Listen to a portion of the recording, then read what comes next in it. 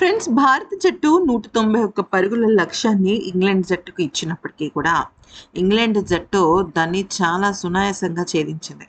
ఆరంభంలో హర్షదీప్ సింగ్ ఇచ్చిన అతి కీలకమైన వికెట్లను భారత్ కాపాడుకోలేకపోయింది.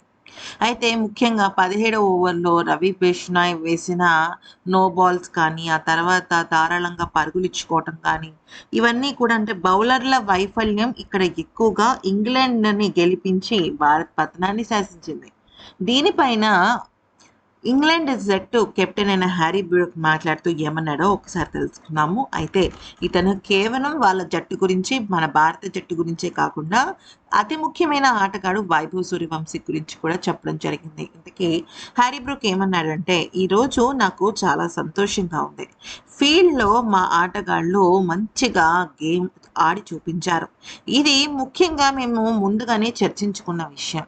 అసలు గ్రౌండ్ డైమెన్షన్స్ ఎటువైపు ఎంత తక్కువుంటాయి, ఏ రకంగా ఫీల్డింగ్స్‌ని కాన్సంట్రేట్ చేయాలి అనే దానిపైన మేము చాలా కాన్సంట్రేట్ చేశాం.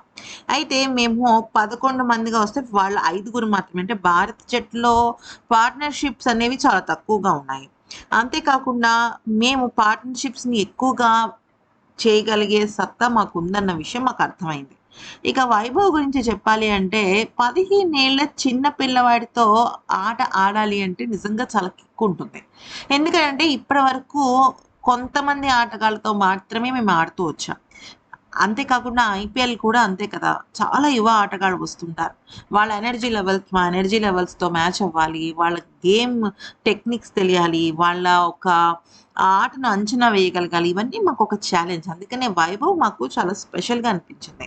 ఆఫ్‌కోర్స్ మేము వైభవ్‌ని వికెట్ తీయడం కోసం చాలా ప్రణాళికలే వేసాం. ఎందుకంటే తన ఆట చూసాము.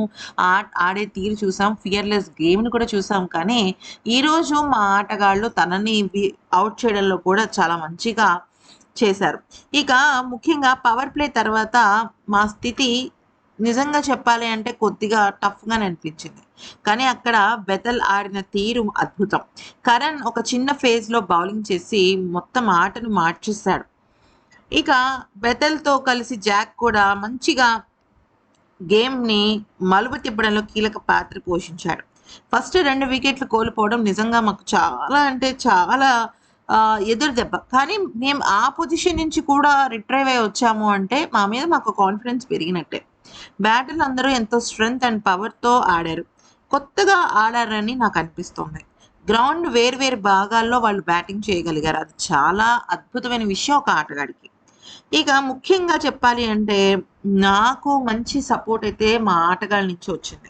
భారత జట్టు చేసిన చిన్న చిన్న పొరపాట్లని మేము హ్యాపీగా అడ్వాంటేజ్‌గా తీసుకొని, దాన్ని మేము మంచిగా ఆటగా మలుచుకున్నాం. ఇంతకు మించి మీకు చెప్పాల్సింది ఏమీ లేదంటూ చెప్పుకొచ్చాడు.